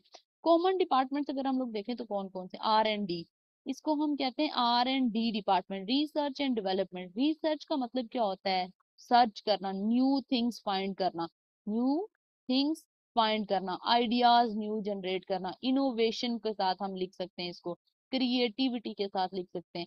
तो रिसर्च एंड डेवलपमेंट का मतलब क्या होता है, इसका मतलब ये होता है मार्केट के अंदर देखना, नई चीजें इजाद करने की कोशिश करना, नया सारा कुछ देखना। इस डिपार्टमेंट का काम होता है कि जो एग्जिस्टिंग प्रोडक्ट्स हैं उनके अंदर कोई नया फीचर आ रहा है उसको ऐड करना, उसको इम्प्रूव करना, उसको बेहतर करना। और या तो एग्जिस्टिंग यानी कि ऑलरेडी जो प्रोडक्ट्स हैं उनमें बेहतरी लाना, या न्यू प्रोडक्ट्स डेवलप करना, बिल्कुल नई प्रोडक्ट लेके आना। जैसे लेट से अगर मैं एग्जांपल दूं, लेट से जितनी भी मोबाइल कंपनीज हैं, वॉट एवर, सैमसंग है, नोकिया है, एप्पल है, जितने भी हैं, ये जब शुरू में कंपनीज आई थी तो शुरू में इनके फोन्स कौन कौन से होते थे, बटन्स वाले होते थे, स्मार्टफोन नहीं होते थे। तो इन्होंने क्या किया, इन्होंने बटन्स वाले फोन्स में भी कैमरा वगैरह इंस्टॉल किया, मेमोरी कार्ड वगैरह हर चीज। और साथ ही साथ ये एग्जिस्टिंग प्रोडक्ट के अंदर नई चीजें थी, साथ ही साथ न्यू प्रोडक्ट क्या लेके आए, स्मार्टफोन, नए नए स्मार्टफोन। तो इसका मतलब ये होता है कि ये रिसर्च एंड डेवलपमेंट डिपार्टमेंट होता है जो देखता है कि आने वाले टाइम में, आने वाले वक्तों में क्या चीज होने वाली है, उसके ऊपर फोकस करते हैं। की कंसर्न इनका क्या है, की कंसर्न मतलब इनका इम्पोर्टेंट फोकस क्या होता है, एंटीसिपेट कस्टमर नीड्स। एंटीसिपेट का मतलब होता है फुलफिल करना, एंटीसिपेट फुलफिल करना यानी कि पूरा करना, कस्टमर्स की नीड्स को पूरा करना, न्यू आइडियाज को जनरेट करना। आप यहाँ पे देखें, मैंने पहले देखा लिखा है new things, ideas, innovation, creativity. तो जनरेटिंग न्यू आइडियाज, टेस्टिंग करना कि ये चीज अच्छा, इसको टेस्ट। अक्सर होता है ना ये जो नई प्रोडक्ट्स, नई जैसे मेडिसिन, फार्मास्यूटिकल कंपनीज होती हैं वो नई प्रोडक्ट्स बनाती हैं, तो नई मेडिसिन बनाती हैं, उसकी टेस्टिंग करती हैं, एज अ सैंपल देती हैं। कॉस्ट का इनका कंसर्न होता है कि कॉस्ट कम आए, ठीक है, कॉस्ट कम आए लेकिन काम ये लोग अच्छा करें। ये था हमारा रिसर्च एंड डेवलपमेंट डिपार्टमेंट, जो कि किसी भी कंपनी के अंदर हो सकता है, जो कि फ्यूचर के लिए अपनी प्रोडक्ट को बेहतर बनाने के लिए बनाया जाता है। Next department is purchasing department. Purchasing department का दूसरा नाम होता है procurement department. Procurement department, procurement का मतलब भी होता है हासिल करना यानी कि हसूल, और परचेजिंग डिपार्टमेंट का मतलब होता है खरीदना यानी कि परचेज, खरीदना। किसी भी कंपनी का वो डिपार्टमेंट जो कोई भी चीज, यानी कि सिर्फ एक मटेरियल खरीदना, नो, मटेरियल है आपका, इक्विपमेंट्स है, मशीनरी है, कोई भी चीज, स्टेशनरी है, छोटी बड़ी हर एक तरह की चीज, कोई भी चीज खरीदने का ताल्लुक जो होता है वो परचेजिंग डिपार्टमेंट का होता है। परचेज डिपार्टमेंट का मतलब क्या काम होता है? बाय करना कंपनी के लिए कोई भी चीज। Goods and services necessary for the businesses, वो चीजें जो कि कंपनी के लिए चाहिए, चेयर चाहिए, टेबल चाहिए, हर एक चीज नहीं तो वो परचेजिंग का काम है, ठीक है, वो परचेज डिपार्टमेंट ही देखेगा। इनका की कंसर्न क्या होता है? प्राइस एंड पेमेंट टर्म, यानी कि प्राइस अच्छी मिले। पर खरीदने वालों का क्या होता है? डिस्काउंट कहीं से मिले, अच्छा प्राइस अच्छी मिले। पेमेंट टर्म्स मतलब मोस्टली जब बंदा बिजनेस करता है ना, तो बिजनेस के ऊपर मोस्टली जो ट्रांजेक्शन ज्यादातर होती हैं वो क्रेडिट ट्रांजेक्शन होती हैं। क्रेडिट क्या? उधार पे, क्योंकि आप वो पैसे भी वक्ती अपने पास रखना चाह रहे होते हो, आप उनको और इन्वेस्ट करना चाह रहे होते हो ताकि आपको कहीं और कंपनी से भी रिटर्न आए, प्रॉफिट आए। तो ये लोग देख रहे होते हैं कि कहाँ से हमें उधार मिल सके, किसी जगह से अच्छी प्राइस मिल सके, क्वालिटी पे कॉम्प्रोमाइज नहीं होना चाहिए, नंबर वन क्वालिटी का मटेरियल होना चाहिए, स्टॉक लेवल्स कितने रखने हैं। हमने F2 में पढ़ा ना स्टॉक लेवल। स्टॉक लेवल अगर हम ज्यादा रखेंगे तो CH बढ़ जाएगी। CH क्या पढ़ा था? होल्डिंग कॉस्ट बढ़ जाएगी। अगर स्टॉक लेवल कम रखेंगे तो CO बढ़ जाएगी, ऑर्डरिंग कॉस्ट बढ़ जाएगी। तो उसको कैसे हमने करना है? डिलीवरी स्केड्यूल बनाने हैं, कल कौन सी डिलीवरी होगी, परचेज वाले डिलीवरी मतलब हमें कब पहुंचेगी मटेरियल की, किस टाइम, क्योंकि हमने आगे कस्टमर्स को भी बेचनी है ये चीजें, तो परचेजिंग डिपार्टमेंट का ये काम होता है। अगला डिपार्टमेंट है प्रोडक्शन। प्रोडक्शन का काम क्या होता है? प्रोड्यूस करना, बनाना, मेकिंग। इसका मतलब ये हुआ ये लोग क्या करेंगे? रॉ मटेरियल को वर्क इन प्रोग्रेस में से गुजार के फिनिश गुड्स में कन्वर्ट करना। रॉ मटेरियल को वर्क इन प्रोग्रेस क्या है? मशीनों के जरिए उसको कन्वर्ट करेंगे फिनिश गुड यानी कि कंप्लीट प्रोडक्ट के अंदर, कंप्लीट प्रोडक्ट के अंदर। तो प्रोडक्शन डिपार्टमेंट वाले चीजों को प्रोड्यूस करते हैं, बनाते हैं। Converting raw material into finish good already मैंने बता दिया। इनका कंसर्न क्या होता है? क्वालिटी मटेरियल यूज हो, और क्वालिटी मटेरियल यूज करके अच्छी फिनिश गुड बनाए जिसके ऊपर क्वालिटी कंप्रोमाइज ना हो, कस्टमर वो प्रोडक्ट लाइक करे, वो यूज करे, वो प्रोडक्ट ज्यादा बिके, कॉस्ट में कम हो, कॉस्ट कम आए, मतलब प्रोडक्शन के दौरान हम लोग ज्यादा मशीन्स का बिला वजह इस्तेमाल ना करें, वेस्टेज कम हो, एफिशिएंसी ज्यादा आए। हमने F2 के अंदर ये चीज पढ़ी भी है, F2 सिलेबस के अंदर। एफिशिएंसी के अंदर मिनिमम इनपुट से मैक्सिमम आउटपुट आए आए हमारा, यानी कि ज्यादा आउटपुट हम ले सकें। उसके बाद स्टॉक लेवल, ओवर प्रोडक्शन नहीं करनी। ओवर प्रोडक्शन करेंगे तो जाहिर है उसको स्टोर करना पड़ेगा, स्टोरेज कॉस्ट आएगी। थेफ्ट का खतरा है, चोरी होने का खतरा हो सकता है, अच्छा ऑब्सोलीट होने का खतरा है, स्टॉक आपका आउट ऑफ फैशन हो सकता है, एक्सपायर हो सकता है। तो प्रोडक्शन उतनी करो जितनी की सिर्फ आपको जरूरत है, ओवर प्रोडक्शन नहीं करनी। उस सबको स्केजुअल करना, कितनी कितनी प्रोडक्शन करनी है, कोई बड़ा ऑर्डर आया हुआ है उसके लिए कितनी प्रोडक्शन करनी है, ये सब कुछ प्रोडक्शन डिपार्टमेंट का काम होता है। आगे चलते हैं, आगे हमारा डिपार्टमेंट है सर्विस। सर्विस के लिए तो हमने पूरा चैप्टर पढ़ा था F2 के अंदर, सर्विस ऑपरेशन। सर्विस या ऑपरेशन वाले क्या करते हैं? ये इनटेंजिबल गुड्स के साथ डील करते हैं। इनटेंजिबल क्या होती हैं? जिनकी कोई फिजिकल एग्जिस्टेंस नहीं होती, यानी कि ये कोई आपको प्रोडक्ट बना के नहीं देते, इनकी कोई फिजिकल एग्जिस्टेंस नहीं होती, ये सर्विस प्रोवाइड करते हैं अपने क्लाइंट्स को। जैसे अकाउंटेंसी फर्म्स हैं, जैसे लॉ फर्म्स हैं, जैसे हॉस्पिटल्स हैं, जैसे स्कूल्स हैं, एजुकेशन इंस्टीट्यूशंस हैं।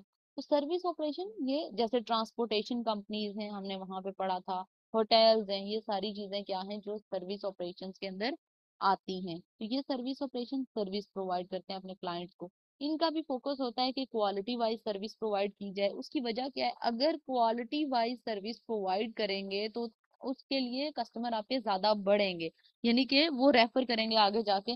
जैसे रियल लाइफ में हम क्या देखते हैं, किसी एक डॉक्टर के पास अगर कोई जाता है, वो उससे चेकअप कराता है, उसको आराम आता है, तो वो बाकियों को भी बताता है कि फलां जगह से मैंने ये ट्रीटमेंट कराया तो मुझे आराम आ गया, तो बाकी लोग भी फिर जाते हैं, आहिस्ता आहिस्ता आहिस्ता आहिस्ता कस्टमर बढ़ते हैं। तो क्वालिटी अच्छी दोगे तो ऑब्वियसली फिर उस बिजनेस में सक्सेस तो होगी होगी।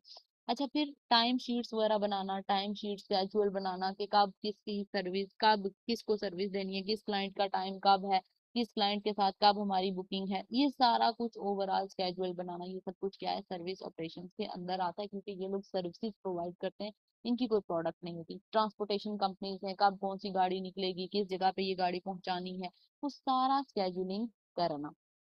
उसके बाद हमारा इस चैप्टर का मोस्ट इम्पॉर्टेंट और मोस्ट डिटेल डिपार्टमेंट, जिसको आगे चल के डिटेल के अंदर भी हमने पढ़ना है, इसके ऊपर ज्यादा फोकस भी इस चैप्टर के अंदर किया गया है, क्योंकि इसके ऊपर आगे और बहुत 2-3 पेजेस, 2-3 टॉपिक्स दिए गए हैं।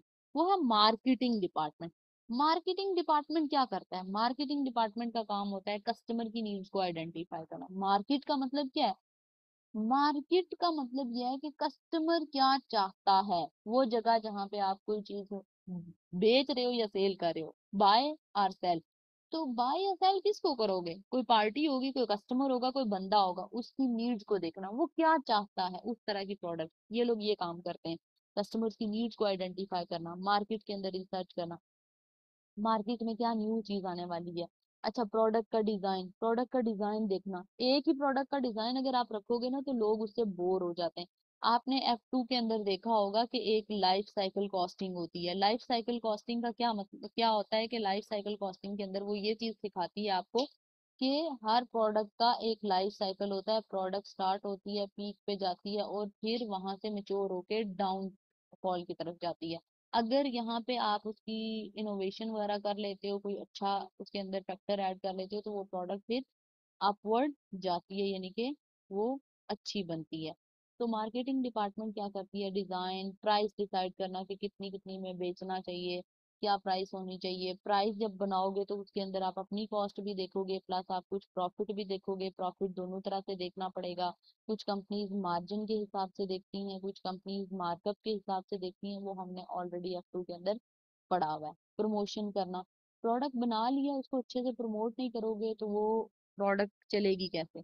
प्रमोट करने के लिए डिफरेंट तरह की स्ट्रेटेजीज होती हैं। स्ट्रेटेजीज मतलब क्या? किसी को PRs भेजना, ये जितने भी फेमस लोग होते हैं, सेलिब्रिटीज होते हैं, उनको जिनकी फैन फॉलोइंग ज्यादा होती है, उनको PRs भेजना, ब्रांड एम्बेसडर्स बनाना, ताकि हमारे प्रोडक्ट की प्रमोशन हो, प्रोडक्ट की अवेयरनेस ज्यादा लोगों में जाए, ज्यादा लोग उसको देखें और बाय कर सकें। डिस्ट्रीब्यूशन, डिस्ट्रीब्यूशन का मतलब यह है कि प्रोडक्ट को एक जगह से दूसरी जगह मूव करना, मतलब एक जगह से दूसरी जगह पहुंचाना, वो किस तरह पहुंचाया जाएगा। कस्टमर की नीड्स को देखना।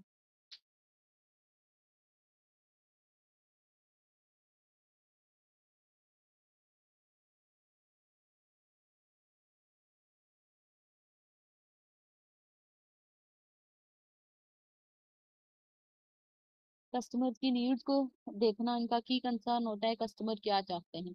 क्वालिटी वाइज प्रोडक्ट देना ताकि क्वालिटी कॉम्प्रोमाइज ना हो। अगर क्वालिटी कॉम्प्रोमाइज करोगे तो मैंने पहले बताया कि कस्टमर और नहीं आएंगे। प्रमोशनल स्ट्रेटेजीज क्या होंगी?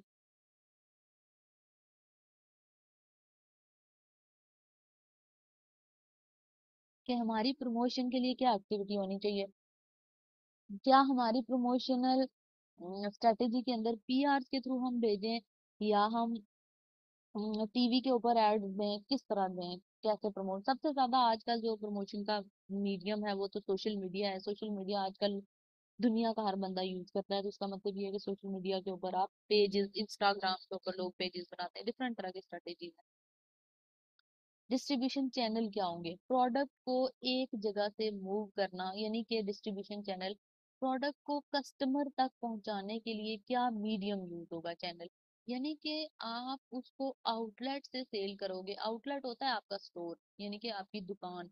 आप उसके लिए शॉप रखोगे या आप ऑनलाइन सेल करोगे? आजकल तो ज्यादातर देखा जाए तो लोग ऑनलाइन ही प्रेफर करते हैं। उसकी रीजन ये है, घर बैठे आप ऑर्डर कर लेते हो, बट बहुत सारी चीजें होती हैं जो आउटलेट पे ही जाके लोग खरीदते हैं। तो आपकी क्या स्ट्रेटेजी है?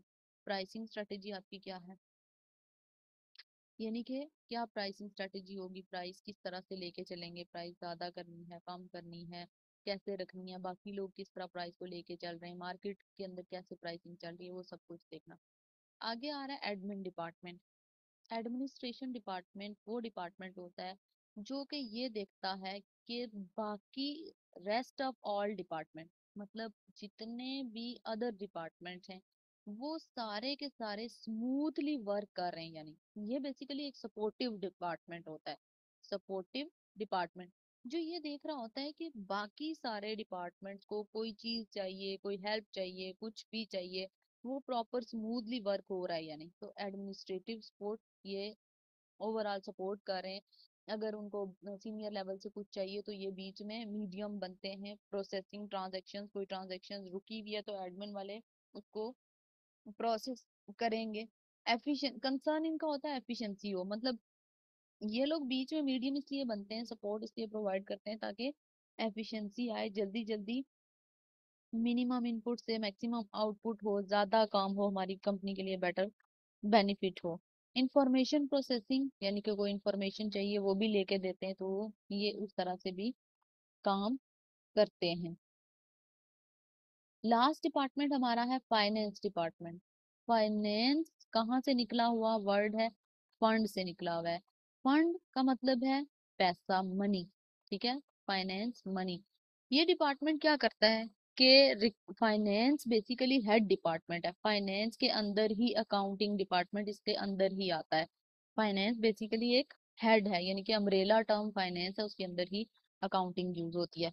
रिकॉर्ड रखना, बुक कीपिंग करना, कितने कितने पैसे आए, क्या हुआ, कितने पैसे बिजनेस पे लगे, फाइनेंशियल रिपोर्टिंग करना, ओवरऑल सारी की सारी स्टेटमेंट्स बनाना, balance sheet, income statement, cash flow statement, हर चीज की स्टेटमेंट बनाना। ठीक है, फाइनेंशियल कंट्रोल्स लगाना, पैसों के ऊपर कंट्रोल, फाइनेंशियल कंट्रोल, कोई फ्रॉडलेंट एक्टिविटी ना हो, हर चीज प्रॉपर वेरीफाई हो, कोई ट्रांजैक्शन विदाउट ऑथराइजेशन ना हो रही हो। अगर विदाउट ऑथराइजेशन ट्रांजैक्शन होना शुरू हो जाएंगी तो फिर ये होगा कि लोग फ्रॉड कर सकेंगे आपकी कंपनी के अंदर। हर चीज देखना, बजटिंग करना। बजटिंग करना मतलब फॉरकास्ट करके देखना, बजट करना, प्लानिंग करना कि हमारे आने वाले टाइम में कितने कितने पैसे चाहिए होंगे, कब कब चाहिए होंगे। वो जैसे हमने F2 में बनाया था, जैन में कितने चाहिए होंगे, फेब में, मार्च में, पूरा का पूरा रिसीट पेमेंट सारा का सारा बजट बनाना। रेजिंग कैपिटल, कंपनी को पैसे चाहिए होते हैं, कैपिटल होता है इन्वेस्टमेंट, यानी कि पैसे आपको चाहिए कभी बीच में, तो आप किस सोर्स से रेज करोगे? आप डेट की तरफ जाओगे, उधार लोगे यानी कि, या इक्विटी शेयर होल्डर से उठाओगे पैसे। तो ये सब कुछ करना फाइनेंस डिपार्टमेंट का काम। थ्रू आउट पैसे की जितनी भी डीलिंग होती है वो फाइनेंस डिपार्टमेंट का काम होता है। और फाइनेंस डिपार्टमेंट अकाउंटिंग डिपार्टमेंट का हेड डिपार्टमेंट है, तो उसी के अंदर सारी अकाउंटिंग हो रही होती है। एक्यूरेसी हो, कंप्लीटनेस हो रिकॉर्ड की, कोई भी चीज मिसप्लेस ना हो, कोई भी चीज ऐसी ना हो जो रिकॉर्ड में ना आ रही हो। मंथली रिपोर्ट मैनेजमेंट की बन रही हूँ, जैसे हमने MA2 MA1 F2 में पढ़ा है कि ये जो मैनेजमेंट अकाउंटिंग होती है वो बेसिकली मंथली हो सकती है, वीकली हो सकती है, आपकी कोई रिस्ट्रिक्शन नहीं है। तो रिपोर्ट बनाना मैनेजमेंट के लिए, एनुअल फाइनेंशियल रिपोर्टिंग करना, पूरे साल की फाइनेंशियल रिपोर्टमेंट। साल की फाइनेंशियल रिपोर्टमेंट क्या है? फाइनेंशियल स्टेटमेंट्स प्रिपेयर करना, बैलेंस शीट प्रिपेयर करनी है, कैश फ्लो स्टेटमेंट, हर एक चीज आपकी एनुअली जो बन रही होगी। Test your understanding 9। Test your understanding 9 के अंदर क्या कह रहे हैं? Which of the following is not part of responsibility of a research and development department. आपने क्या देखना है कि वो पूछ क्या रहा है कि विच of the following is not, क्या चीज नहीं है part of the responsibility of a research and development department, उसका क्या नहीं है काम? तो इम्प्रूविंग एग्जिस्टिंग प्रोडक्ट, ये तो हमने ऊपर पढ़ा था, ये तो साफ साफ लिखा हुआ था, ये था। हमने देखना है क्या नहीं है। डेवलपिंग न्यू प्रोडक्ट, बिल्कुल ऐसा ही है, न्यू प्रोडक्ट इनोवेशन है, तो ये वो करता ही करता है। Researching new technologies for application to future, research करना नई टेक्नोलॉजी पे, तो जाहिर है डिपार्टमेंट ही रिसर्च एंड डेवलपमेंट है, तो रिसर्च तो इसका काम होता ही होता है, तो ये तो होगा ही होगा। Research market demand for product, market के अंदर कितनी डिमांड है प्रोडक्ट की, ये काम होता है मार्केटिंग डिपार्टमेंट का। ये काम होता है मार्केटिंग डिपार्टमेंट का, ना कि रिसर्च और डेवलपमेंट डिपार्टमेंट का। तो ये इसका ऑप्शन क्या होगा? डेल्टा ऑप्शन, जो कि करेक्ट होगा। ओके, आगे हमारे पास है मार्केटिंग। मैंने आपको पहले बताया कि जो सबसे ज्यादा फोकस किया जाने वाला इस चैप्टर के अंदर डिपार्टमेंट है वो मार्केटिंग डिपार्टमेंट है। मार्केटिंग डिपार्टमेंट क्या करता है? What is meant by marketing? Marketing क्या है? मार्केटिंग के लिए डिफरेंट तरह के राइटर्स जो होते हैं वो डिफरेंट अपनी अपनी डेफिनेशन देते हैं। मार्केटिंग के लिए चार्टर्ड इंस्टीट्यूट ऑफ मार्केटिंग ने जो डिफाइन किया है वो ये कहते हैं कि the management process that identify, anticipate and supply customer need. ऊपर हमने पढ़ा था कि मार्केटिंग का काम होता है कस्टमर की नीड्स को फुलफिल करना, एंड आइडेंटिफाई पहले फाइंड आउट करना, फिर फुलफिल करना, फुलफिल करना, क्या चीज फाइंड आउट करना और क्या चीज फुलफिल करना, कस्टमर की नीड्स को। मार्केटिंग की डेफिनेशन के अंदर तीन की पॉइंट्स हैं। कौन से की पॉइंट्स हैं? कि पहले सबसे आइडेंटिफाई करो, ठीक है, आइडेंटिफाई करो कि कस्टमर की नीड्स क्या है। दूसरी चीज फुलफिल करो, कंप्लीट करो, यानी कि उनको पूरा करो। फुलफिल करो किस चीज को? कस्टमर की नीड्स को। जो हमारे कस्टमर हैं उनकी जरूरतें क्या हैं, उसको पूरा करो। ये मार्केटिंग डिपार्टमेंट का काम है। तो यहाँ पे उसने आगे एक्सप्लेन भी किया हुआ है कि कैसे हम इसको कस्टमर की नीड्स को फुलफिल करेंगे, कैसे ये फोकस करते हैं। सबसे पहले आइडेंटिफाई एंड एंटिसिपेट करेंगे नीड्स को। वो किस तरह किया जाता है? वो किया जाता है मार्केट रिसर्च के थ्रू। मार्केट रिसर्च, मार्केट के अंदर सर्वेज करेंगे, मार्केट के अंदर कस्टमर से इंटरव्यूज लेंगे कि आप क्या चाहते हो। जैसे बहुत सारी कंपनीज होती हैं वो सर्वे करती हैं, वो कस्टमर से डायरेक्ट इंटरव्यू करती हैं। मार्केट में घूमते घूमते कोई बंदा अपना इंटरव्यूवर छोड़ देती है कि कस्टमर से फीडबैक लें, कस्टमर से पूछें कि उनको क्या चाहिए। Supply, customer need, product design अच्छा होना चाहिए, डेवलपमेंट अच्छी होनी चाहिए, तो कस्टमर की नीड्स फुलफिल होती जाएंगी। एफिशिएंसी होनी चाहिए, डिस्ट्रीब्यूशन अच्छी हो, डिस्ट्रीब्यूशन लाइक आप जिस जगह से करो वो अच्छी होनी चाहिए, टाइम टू टाइम प्रोडक्ट पहुंचनी चाहिए। प्रॉफिटेबिलिटी तो दायरा आप देखोगे, प्रॉफिटेबिलिटी यानी कि प्रॉफिटेबिलिटी कहाँ पे आती है? जब प्राइस का डिसीजन आपका अच्छा होता है, यानी कि प्राइस के अंदर आपकी कॉस्ट भी कवर हो रही है प्लस आपका प्रॉफिट भी आ रहा है, और वो प्राइस कस्टमर के लिए भी एक्सेप्टेबल है। ऐसा नहीं होता कि आप कस्टमर की नीड्स को फुलफिल नहीं कर रहे तो कस्टमर ज्यादा पैसे आपको पे करेंगे, ओवर प्राइस करनी है प्रोडक्ट। नहीं, प्राइस इस तरह से बनानी है कि जो कि कस्टमर की नीड्स को फुलफिल करे और कस्टमर को लगे कि जैसे अगर फॉर एग्जांपल मैं एक चीज 50,000 में ले रही हूँ तो मुझे ये पता हो एज अ कस्टमर कि ये 50,000 की जो प्रोडक्ट मैं ले रही हूँ उसकी वर्थ 50,000 के इक्वल है या नहीं। ये चीजें करना पूरा का पूरा मार्केटिंग डिपार्टमेंट का काम होता है। Marketing involves much more than advertisement. मैंने अभी ऊपर आपको बताया था कि मार्केटिंग डिपार्टमेंट मेन डिपार्टमेंट है, सबसे ज्यादा फोकस करता है, एडवर्टीजमेंट से भी ज्यादा मार्केटिंग का रोल है। वो कह रहा है मार्केटिंग वर्सेस प्रोडक्ट ओरिएंटेशन। अच्छा, इन दोनों का क्या मतलब हुआ? वो ये कह रहा है कि क्या आप मार्केटिंग करो, ये स्ट्रेटेजी बनाओ, या प्रोडक्ट की ओरिएंटेशन अच्छी रखो, मतलब प्रोडक्ट का डिजाइन वगैरह अच्छा रखो, तो ज्यादा बेनिफिट हो सकता है। किसमें ज्यादा बेनिफिट होता है? मार्केट के अंदर हम लोग देखें तो कस्टमर की नीड्स को हमने सबसे पहले फुलफिल करना है दूसरों से, कस्टमर से। तो हम देखते हैं कि ओवरऑल ऑर्गेनाइजेशन की एक्टिविटीज के अंदर हम आइडेंटिफाई करें कि क्या चीज ऐसे हैं, क्या बिलीव्स हैं, क्या सिस्टम्स हैं, जो हमारी ऑर्गेनाइजेशन के अंदर क्या फिलोसफी चल रही है जो हमारे कस्टमर की नीड्स को फुलफिल कर सकती है, कस्टमर की बिलीव को स्ट्रॉन्ग कर सकती है, कस्टमर को ऐसा बना सकती है कि जो हमारी कंपनी के ऊपर लॉन्ग टर्म ट्रस्ट कर सके, बार बार आए। हम लोगों की नेचर, कस्टमर की नेचर क्या होती है? आप खुद को एज अ कस्टमर रख के सोचो। अगर आप किसी जगह से एक प्रोडक्ट बाय करते हो, मतलब आप किसी लेट से आप किसी ब्रांड से कोई क्लॉथ बाय करते हो, ठीक है, कोई ड्रेस बाय करते हो, तो अगर आपको वो ड्रेस अच्छा लगता है, उसकी क्वालिटी अच्छी लगती है, वो रीजनेबल लगता है और प्राइस भी उसकी अच्छी होती है, आप बार बार उस पे जाते हो। ये क्या है? ये आपकी कस्टमर की नीड्स फुलफिल हो रही होती है। तो कंपैटिटर के उस लिहाज से क्या प्राइसेस हैं? ये ना हो कि वही सेम प्रोडक्ट उसी तरह की क्वालिटी का कंपैटिटर सस्ते में बेच रहा हो और आप महंगे में बेच रहे हो, कस्टमर तो उसी जगह जाएगा जिसमें उसका फायदा होगा।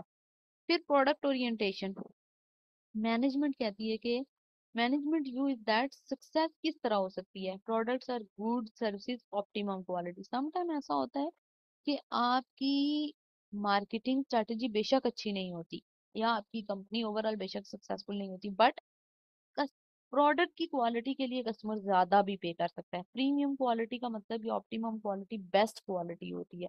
अगर आप क्वालिटी बहुत अच्छी दे रहे हो तो इसका मतलब ये है कि लोग बार बार आएंगे। वो कहता है major task is to pursue improved research and development and extensive quality control services। मतलब आप बहुत हायर लेवल के कंट्रोल प्रोसीजर्स लगाओ, अच्छी क्वालिटी करो प्रोडक्ट की, तो लोग ज्यादा आएंगे। Customer will generally welcome a better product, this approach will following dangers. No doubt के कस्टमर अच्छी क्वालिटी वाली प्रोडक्ट को लाइक करते हैं, बट इसका खतरा भी होता है। क्या? कि अगर आपको ऑप्टिमम क्वालिटी देनी है, बेस्ट क्वालिटी देनी है, तो बेस्ट क्वालिटी के लिए आपको हर एक चीज परफेक्ट खुद खरीद के प्रोडक्ट बनानी पड़ेगी। यानी कि खुद परफेक्शन रखनी पड़ेगी। परफेक्शन के चक्कर में आपको हर चीज बहुत महंगी मिलेगी, तो लेबर भी बहुत एक्सपर्ट रखना पड़ेगा। तो वो ये चीज कहता है कि इस चक्कर में परफेक्ट प्रोडक्ट बनाने के लिए कॉस्ट बहुत ज्यादा लग जाती है।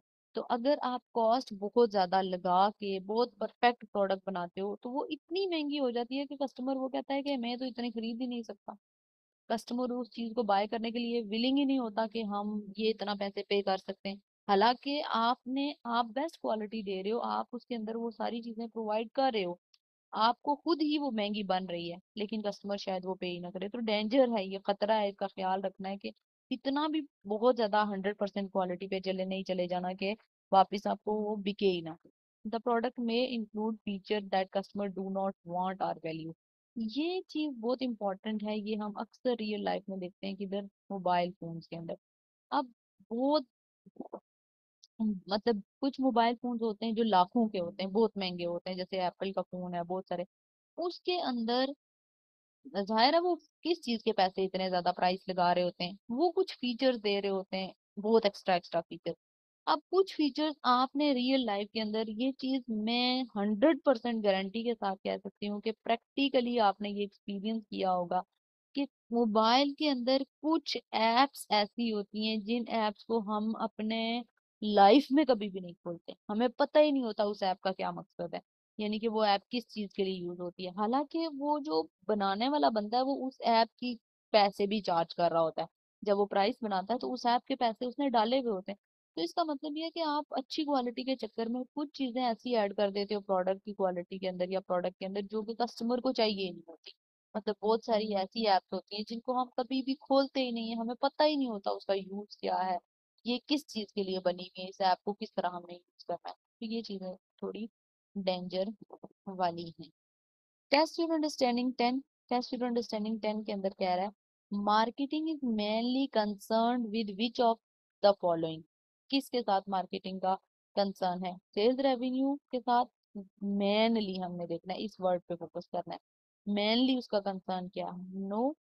स्ट्रीमलाइनिंग प्रोडक्ट, प्रोडक्ट की स्ट्रीमलाइनिंग करना, नो।